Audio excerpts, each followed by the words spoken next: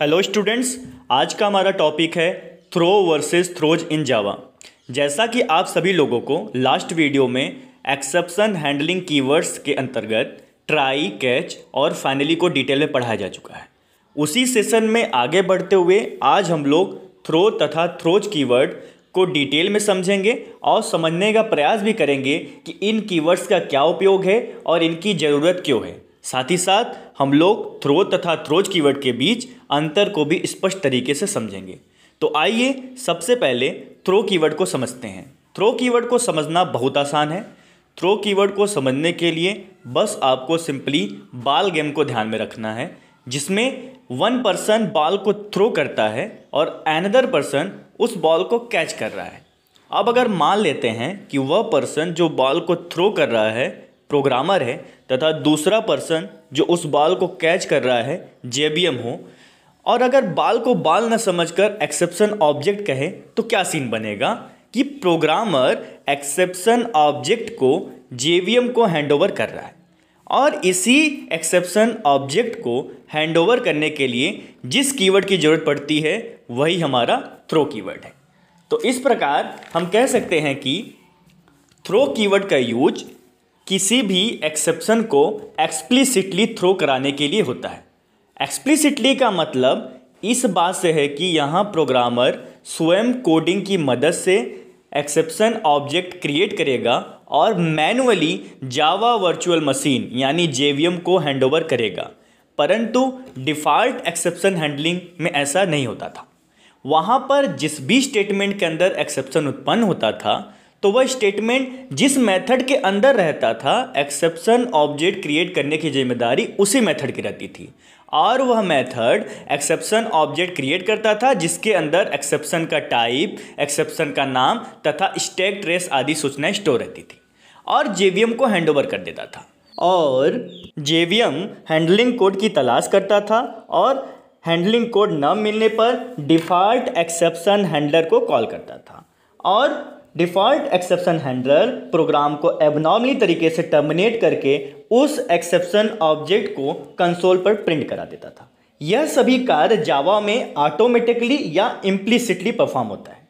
जैसा कि आप देख रहे हैं yum2 मेथड के अंदर एक्सेप्शन उत्पन्न हुआ है, अतः यहाँ पर एक्सेप्शन ऑब्जेक्ट क्रिएट करने की जिम्मेदारी m2 की है और m2 एक्सेप्शन ऑब्जेक्ट क्रिएट करके जेवीएम को हैंडओवर कर देगा। अब जेवीएम हैंडलिंग कोड की तलाश करेगा। अगर उसे हैंडलिंग कोड नहीं मिलेगा तो डिफ़ॉल्ट एक्सेप्शन हैंडलर को कॉल करेगा जो प्रोग्राम को एबनॉर्मली टर्मिनेट करके कंसोल पर उस इंफॉर्मेशन को प्रिंट कर देगा। जैसा कि आप यहाँ पे देख रहे हैं कि यहाँ पर अर्थमेटिक एक्सेप्शन ऑब्जेक्ट क्रिएट हुआ है, जिसके कारण आउटपुट में एक्सेप्शन इन थ्रेड में java.lang.arithmetic exception divided by 0 तथा स्टैक ट्रेस इंफॉर्मेशन जैसे test.m2, test.java8 आदि डिस्प्ले हो रहे हैं। ये सारी कहानी थी हमारी ऑटोमेटिक एक्सेप्शन ऑब्जेक्ट क्रिएट होने की, परंतु थ्रो कीवर्ड के संदर्भ में हम क्या करते हैं, प्रोग्रामर स्वयं का एक्सेप्शन ऑब्जेक्ट क्रिएट करता है और जेवीएम को हैंडओवर करता है तथा बाकी की प्रक्रिया डिफ़ॉल्ट की तरह ही होती है।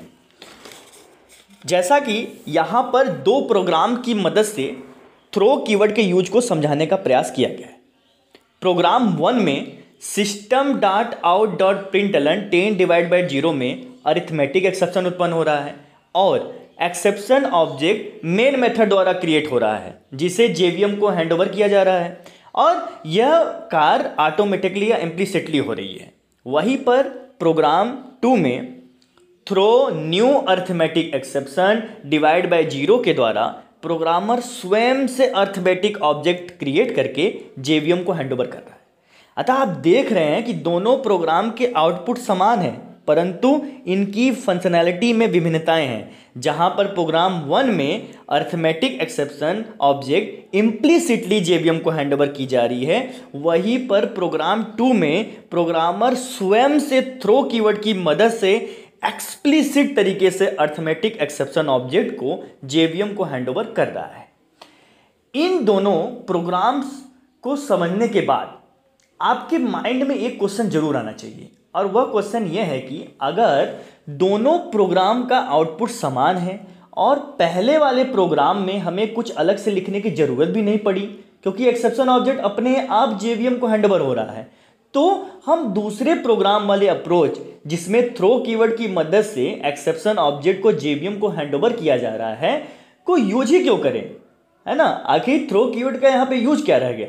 तो इसका आंसर यह होगा कि हम थ्रो कीवर्ड द्वारा चेक्ड या अनचेक्ड एक्सेप्शन, जैसे इंटरप्टेड एक्सेप्शन, अर्थमेटिक एक्सेप्शन आदि को थ्रो तो करा सकते हैं, नो डाउट थ्रो करा लेंगे, परंतु थ्रो कीवर्ड का जो सही यूज है हम यूजर डिफाइंड एक्सेप्शन या कस्टमाइज्ड एक्सेप्शंस के लिए करते हैं, न कि डिफॉल्ट एक्सेप्शंस के लिए। आगे के वीडियो में हम यूजर डिफाइंड एक्सेप्शन के लिए थ्रो कीवर्ड का यूज करना सीखेंगे। उसके पहले हम थ्रो कीवर्ड के सिंटेक्स को समझ लेते हैं, जिससे हम अपने प्रोग्राम में थ्रो कीवर्ड को ईजिली यूज कर सकेंगे। थ्रो कीवर्ड को एक्सेप्शन के इंस्टेंस के साथ यूज किया जाता है। थ्रो एक्सेप्शन इंस्टेंस, जैसे throw new arithmetic exception divide by 0। परंतु यहाँ पर ध्यान देने वाली बात यह है कि जिस भी एक्सेप्शन इंस्टेंस को थ्रो किया जाता है वो या तो थ्रोएबल टाइप का होना चाहिए या फिर थ्रोएबल क्लास का सब क्लास होना चाहिए।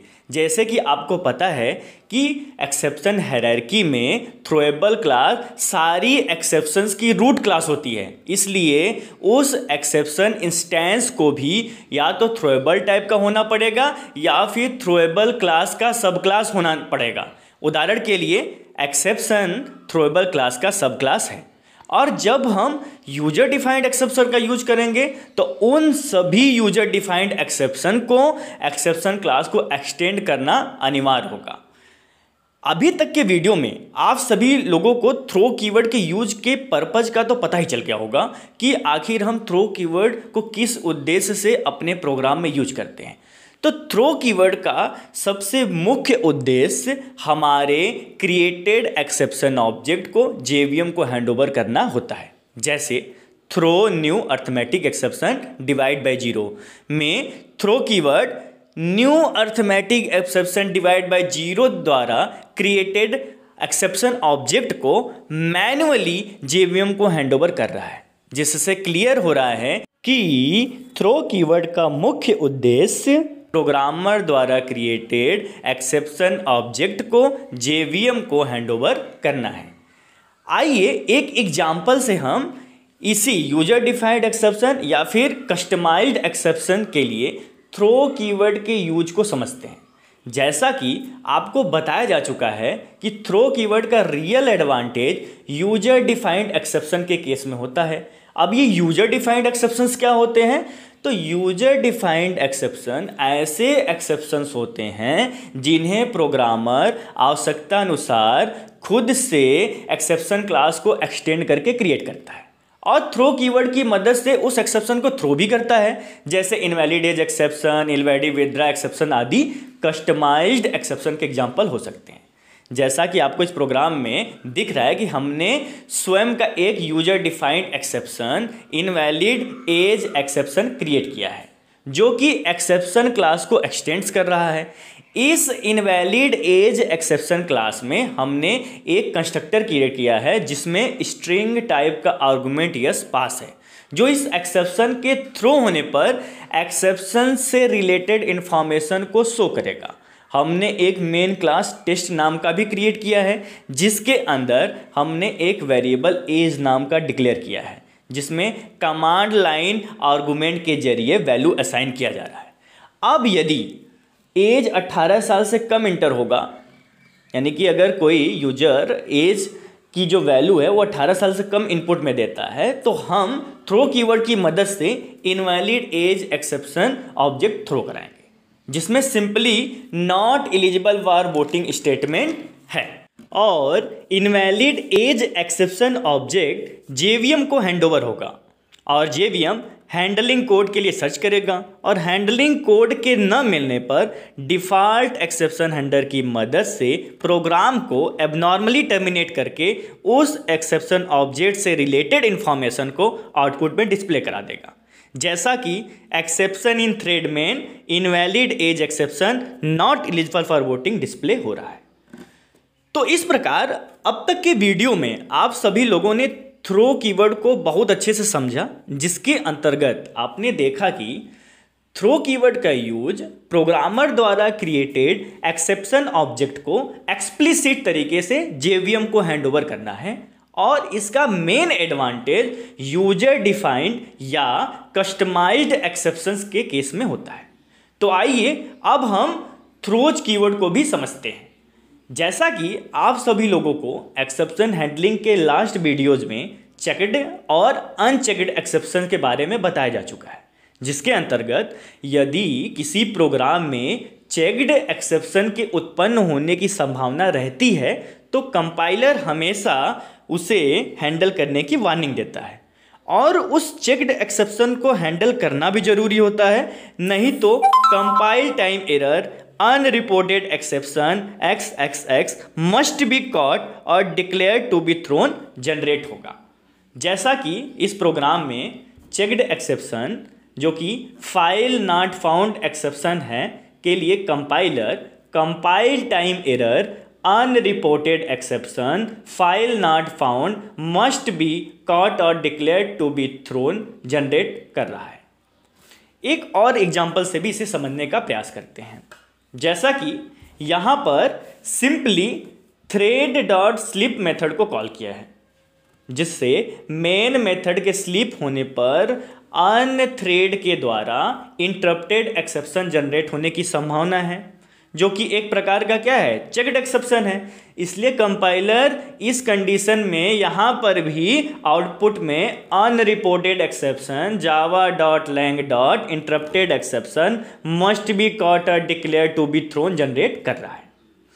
अगर आप इन दोनों प्रोग्राम्स के आउटपुट को ध्यान से देखेंगे, देखिए अब ध्यान से, तो एक बात कॉमन पाएंगे कि दोनों आउटपुट में काट और थ्रोन वर्ड्स प्रेजेंट हैं, जो कि कुछ और नहीं, कंपाइलर इस प्रॉब्लम का सॉल्यूशन खुद से बता रहा है कि या तो आप इस कंडीशन में ट्राई कैच ब्लॉक का यूज कीजिए या फिर थ्रोज कीवर्ड का यूज कीजिए।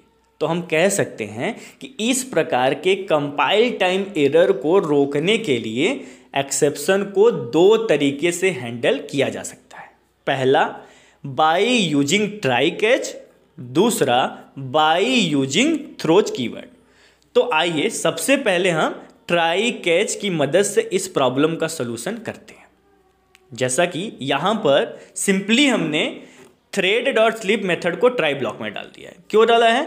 क्योंकि ट्राई ब्लॉक के अंदर हम क्या रखते हैं, रिस्की कोड। याद कीजिए पिछले वीडियो में आपको बताया गया था रिस्की कोड क्या होते हैं, वे कोड जिनसे एक्सेप्शन के उत्पन्न होने की संभावना रहती है। इसलिए हमने थ्रेड डॉट स्लिप वाले स्टेटमेंट को ट्राई ब्लॉक में डाल दिया और इसके करस्पॉन्डिंग हमने एक कैच ब्लॉक डिक्लेयर किया है, जिससे इस चेक्ड एक्सेप्शन को हैंडल किया जा रहा है।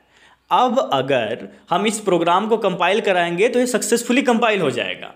तो इस प्रकार हमने इस कंपाइल टाइम एरर को ट्राई कैच ब्लॉक की मदद से इस जो प्रॉब्लम जनरेट हुआ था उसको दूर कर लिया। इस प्रॉब्लम को हम थ्रोज कीवर्ड की मदद से भी दूर कर सकते हैं। तो उसका यूज करने से पहले हम थ्रोज कीवर्ड को थोड़ा और अच्छे से समझ लेते हैं कि आखिर ये थ्रोज कीवर्ड क्या है और ये कैसे यूज होता है। थ्रोज कीवर्ड का यूज एक्सेप्शन हैंडलिंग की जिम्मेदारी को कॉलर को सौंपने के लिए किया जाता है और कॉलर जेवीएम या कोई अन्य मेथड हो सकता है। इसका मतलब यह है कि चूंकि हम थ्रोज कीवर्ड का यूज मेथड सिग्नेचर के साथ करते हैं, यानी हम जब भी थ्रोज स्टेटमेंट लिखते हैं तो डिक्लेयर किए गए मेथड के आगे, उसके सिग्नेचर के आगे ही हम उसको लिखते हैं। तो जिस मेथड के साथ थ्रोज स्टेटमेंट लिखा जाएगा, अगर उस मेथड में एक्सेप्शन उत्पन्न होगा तो हम उस एक्सेप्शन के हैंडलिंग की जिम्मेदारी को उस मेथड के कॉलर मेथड को सौंप देंगे और इसी एक्सेप्शन हैंडलिंग रिस्पॉन्सिबिलिटी को डेलीगेट करने के लिए हम जिस कीवर्ड का यूज करते हैं वही हमारा थ्रोज कीवर्ड है। इसको हम थ्रेड डॉट स्लिप वाले एग्जाम्पल से और अच्छे से समझते हैं। जैसा कि आपको दिख रहा है, इस प्रोग्राम में हमने क्या किया, मेन मेथड सिग्नेचर के साथ थ्रोज स्टेटमेंट लिखा है। अब चूंकि थ्रेड डॉट स्लिप में इंटरप्टेड एक्सेप्शन जनरेट होने की पॉसिबिलिटी है, तो हमने simply public static void main string args throws interrupted exception लिख दिया। ऐसा लिखते ही हमने क्या किया, हमने ऐसा लिखते ही किया ये कि एक्सेप्शन हैंडलिंग की रिस्पॉन्सिबिलिटी को हमने मेन मेथड के कॉलर को सौंप दिया, यानी कि डेलीगेट कर दिया। अब मेन मेथड का कॉलर कौन है, तो मेन मेथड का कॉलर हमारा जेवीएम है। तो अगर अब हम इस प्रोग्राम को कंपाइल कराएंगे तो कंपाइलर हैप्पीली इसे कंपाइल कर देगा, और चूंकि इस प्रोग्राम में केवल और केवल एक ही थ्रेड है तो इंटरप्टेड एक्सेप्शन तो उत्पन्न नहीं होगा और रन टाइम पर हमें आउटपुट हेलो मिल जाएगा। इस जो कंपाइल टाइम प्रॉब्लम, जो कि हमारा अनरिपोर्टेड एक्सेप्शन वाला प्रॉब्लम है, इसके सलूशन के लिए हम एक रियल लाइफ एग्जांपल से इसको और अच्छे से समझ सकते हैं। सपोज कीजिए कि आप सभी लोगों को क्लास में असाइनमेंट या होमवर्क दिया जाता है, घर से करके लाने के लिए आपको आपके टीचर असाइनमेंट या होमवर्क देते हैं। तो अब आपके पास दो रास्ते हैं, उस असाइनमेंट को करने के आपके पास दो रास्ते हैं। क्या रास्ते हैं, इमेजिन। पहला रास्ता, या तो आप घर पे खुद से उस असाइनमेंट को करिए, या फिर अपने भाई को, बहन को, दोस्त जो भी हो वगैरह को आप उन्हें कह दीजिए कि आप मेरा ये असाइनमेंट कर दीजिए, यानी आप अपने काम की जिम्मेदारी को उनको सौंप देते हैं कि आप वो कर दीजिए। तो यहाँ पे दो रास्ते हैं, या तो खुद से करिए, तो यहाँ पे जो खुद से करना वाला है यही हमारा क्या है, ट्राई कैच का यूज, यानी हम एक्सेप्शन हैंडलिंग की जिम्मेदारी को खुद से करते हैं, यानी ट्राई कैच ब्लॉक की मदद से करते हैं। और जब हम इस एक्सेप्शन हैंडलिंग की रिस्पॉन्सिबिलिटी को किसी अन्य के ऊपर थोप देते हैं तो उसके लिए हम किस कीवर्ड का यूज करते हैं, थ्रोज कीवर्ड का। तो इससे बहुत काफ़ी हद तक क्लियर हो रहा है कि थ्रोज कीवर्ड द्वारा हम केवल क्या करते हैं, एक्सेप्शन हैंडलिंग की रिस्पॉन्सिबिलिटी को, जिस मेथड में एक्सेप्शन उत्पन्न होता है उस मेथड के कॉलर मेथड को डेलीगेट कर देते हैं। क्लियर हो गया। थ्रोज कीवर्ड का यूज केवल चेक्ड एक्सेप्शंस के लिए किया जाता है, अनचेक्ड एक्सेप्शन के लिए इसका यूज मीनिंगलेस है। अगर आप करना चाहते हैं तो बेशक करिए, पर इस अनचेक्ड एक्सेप्शन के केस में इस पर कोई इफेक्ट नहीं पड़ेगा। क्यों नहीं पड़ेगा, क्योंकि कंपाइलर केवल चेक्ड एक्सेप्शन के केस में compile time error unreported exception java.lang xxx must be caught और declare to be thrown generate करता है। अनचेक्ड एक्सेप्शन के केस में कंपाइलर कभी चेक ही नहीं करता है, इसलिए रिकमेंडेड ये है कि थ्रोज कीवर्ड को केवल और केवल आप चेक्ड एक्सेप्शन के केस में ही यूज करें। थ्रोज कीवर्ड का यूज केवल कंपाइलर को कन्विंस करने के लिए किया जाता है। इसके यूज से प्रोग्राम के एबनॉर्मल टर्मिनेशन को नहीं रोका जा सकता, क्योंकि चेक्ड एक्सेप्शन के केस में अगर हम थ्रोज कीवर्ड का यूज नहीं करेंगे तो क्या होगा, कंपाइल टाइम एरर जनरेट होगा, और अगर करेंगे तो कंपाइल टाइम एरर जनरेट नहीं होगा। परंतु अगर रन टाइम पर सच में एक्सेप्शन जनरेट हुआ तो उसे कौन हैंडल करेगा। जैसा कि इस प्रोग्राम में अगर थ्रेड स्लीप में एक्सेप्शन जनरेट हुआ तो इसे हैंडल कौन करेगा, मेन मेथड का कॉलर, और मेन मेथड का कॉलर कौन है, जेवीएम। और आपको तो पता है कि जब भी जेवीएम के पास एक्सेप्शन हैंडलिंग की रिस्पॉन्सिबिलिटी जाती है तो वो उस प्रोग्राम का टर्मिनेशन कैसा होता है, एबनॉर्मल। इसलिए थ्रोज कीवर्ड का यूज केवल कंपाइलर को कन्विंस करने के लिए किया जाता है, जिससे वो कंपाइल टाइम एरर जनरेट ना करे, परंतु इसके यूज से प्रोग्राम के एबनॉर्मल टर्मिनेशन को नहीं रोका जा सकता। इसे एक एग्जांपल से हम बिल्कुल ही डिटेल में समझते हैं। तो जैसा कि आपको इस एग्जांपल में दिख रहा है कि हमने क्या किया है, सिंपली एक क्लास टेस्ट के अंदर मेन मेथड के अंदर m1 मेथड को कॉल किया है, और m1 मेथड के अंदर m2 मेथड को कॉल किया गया है, और m2 मेथड के अंदर thread.sleep 10,000 स्टेटमेंट को एग्जीक्यूट कराया जा रहा है। चूंकि यहाँ पर हर मेथड के साथ हमने थ्रोज इंटरप्टेड एक्सेप्शन यूज किया है तो कंपाइल टाइम एरर तो नहीं जनरेट होगा, परंतु यदि रन टाइम पर वास्तव में इंटरप्टेड एक्सेप्शन जनरेट हुआ तो उसे कौन हैंडल करेगा, m2 का कॉलर कौन है, m1। परंतु m1 भी एक्सेप्शन को थ्रोज कर रहा है तो हैंडलिंग की रिस्पॉन्सिबिलिटी अब किसके पास पहुंचेगी, मेन मेथड के पास। लेकिन मेन भी एक्सेप्शन को थ्रोज कर रहा है तो इसलिए अंत में एक्सेप्शन हैंडलिंग की रिस्पॉन्सिबिलिटी जेवीएम के पास ही पहुंचेगी। क्यों, क्योंकि m2 का कलर कौन है, m1, m1 का कलर कौन है, मेन, और मेन का कलर कौन है, जेवीएम। क्लियर है। तो अब तो ये क्लियर हो गया कि जैसे ही एक्सेप्शन हैंडलिंग की रिस्पॉन्सिबिलिटी जेबीएम के पास पहुंचेगी तो आपको पता है कि जेबीएम क्या करता है, उस प्रोग्राम को एबनॉर्मल तरीके से टर्मिनेट कर देता है और जो भी हमारा एक्सेप्शन ऑब्जेक्ट होता है उसकी इन्फॉर्मेशन को आउटपुट में प्रिंट कर देता है। तो इससे ये स्पष्ट होता है कि थ्रोज कीवर्ड द्वारा हम केवल और केवल एक्सेप्शन हैंडलिंग की रिस्पॉन्सिबिलिटी को किसी अन्य मेथड या जेवीएम के पास डेलीगेट करने के लिए करते हैं, परंतु इसका मतलब ये नहीं है कि हम इससे प्रोग्राम के एबनॉर्मल टर्मिनेशन को रोक सके। प्रोग्राम तो एबनॉर्मल तरीके से ही टर्मिनेट होगा। इसलिए थ्रोज कीवर्ड के संबंध में अब तक 3 बातें बिल्कुल स्पष्ट हो चुकी हैं। पहला कि थ्रोज कीवर्ड द्वारा हम एक्सेप्शन हैंडलिंग की रिस्पॉन्सिबिलिटी को कॉलर को सौंप देते हैं। कॉलर या तो कोई दूसरा मेथड हो सकता है या फिर जेबीएम हो सकता है। दूसरा पॉइंट, थ्रोज कीवर्ड केवल और केवल चेक्ड एक्सेप्शन के केस में यूज होता है। अनचेक्ड एक्सेप्शन के लिए इसका यूज बिल्कुल ही मीनिंगलेस है। तीसरा, थ्रोज कीवर्ड का यूज केवल कंपाइलर को कन्विंस करने के लिए किया जाता है कि जिससे वो कंपाइल टाइम एरर जनरेट ना करें, परंतु इसके यूज से प्रोग्राम के एबनॉर्मल टर्मिनेशन को रोका नहीं जा सकता। तो ये 3 महत्वपूर्ण चीज़ें थी जो थ्रोज कीवर्ड के संबंध में थी, ये हमने समझ लिया और हमने थ्रो कीवर्ड को भी समझ लिया। अब हम क्या करते हैं, टेबुलर फॉर्म में थ्रो तथा थ्रोज कीवर्ड के बीच महत्वपूर्ण अंतरों को भी स्पष्ट तरीके से समझ लेते हैं। तो आइए देखते हैं।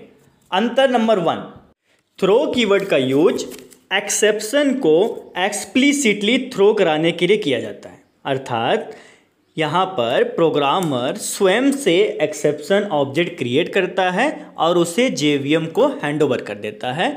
तो यही हैंडओवर करने के लिए जिस कीवर्ड का यूज किया जाता है वही हमारा क्या है, थ्रो कीवर्ड। जबकि थ्रोज कीवर्ड का यूज एक या एक से अधिक एक्सेप्शन को डिक्लेयर करने के लिए किया जाता है। थ्रोज कीवर्ड के अंतर्गत हम क्या करते हैं, एक्सेप्शन हैंडलिंग की रिस्पॉन्सिबिलिटी को कॉलर मेथड या फिर जेबीएम को हैंडओवर कर देते हैं। अंतर नंबर 2, थ्रो कीवर्ड द्वारा केवल एक एक्सेप्शन को थ्रो कराया जाता है। इसका मतलब ये हुआ कि हमें जिस भी स्टेटमेंट में एक्सेप्शन ऑब्जेक्ट को थ्रो कराना होता है तो केवल और केवल एक ही एक्सेप्शन ऑब्जेक्ट हम एक बार में थ्रो करा सकते हैं थ्रो कीवर्ड की मदद से, जबकि थ्रोज कीवर्ड की मदद से हम मल्टीपल एक्सेप्शंस को थ्रो करा सकते हैं।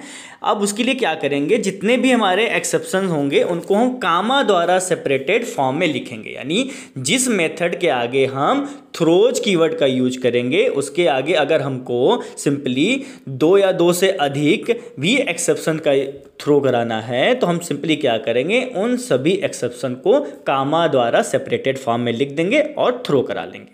अंतर नंबर 3, थ्रो कीवर्ड का यूज किसी मेथड के अंदर होता है, यानी कि जब भी हम किसी भी एक्सेप्शन ऑब्जेक्ट को क्रिएट करते हैं तो वो किसी न किसी मेथड के अंदर ही थ्रो होता है।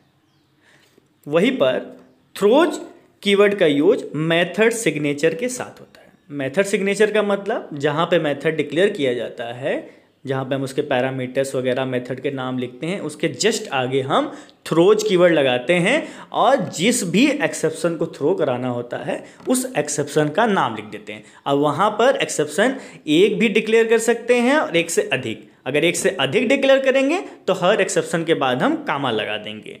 अंतर number 4, syntax wise throw keyword instance variable द्वारा फॉलो होता है, अर्थात जब हम थ्रो कीवर्ड का यूज करते हैं तो क्या करते हैं, एक्सेप्शन ऑब्जेक्ट क्रिएट करते हैं। तो एक्सेप्शन ऑब्जेक्ट करने के लिए हम क्या करते हैं, इंस्टेंस वेरिएबल को कॉल करते हैं, जैसे कि throw new arithmetic exception divide by 0 में हम क्या कर रहे हैं, थ्रो कीवर्ड द्वारा अर्थमेटिक एक्सेप्शन का एक इंस्टेंस वेरिएबल हम क्रिएट कर रहे हैं।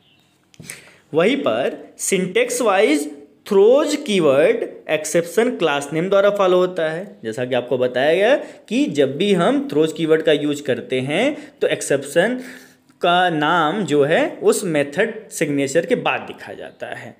तो यानी कि अगर जब भी हम लिखेंगे थ्रोज कीवर्ड के बाद किसी एक्सेप्शन का नाम तो वो एक्सेप्शन का क्लास होगा और वो सदैव थ्रोज के बाद फॉलो होगा।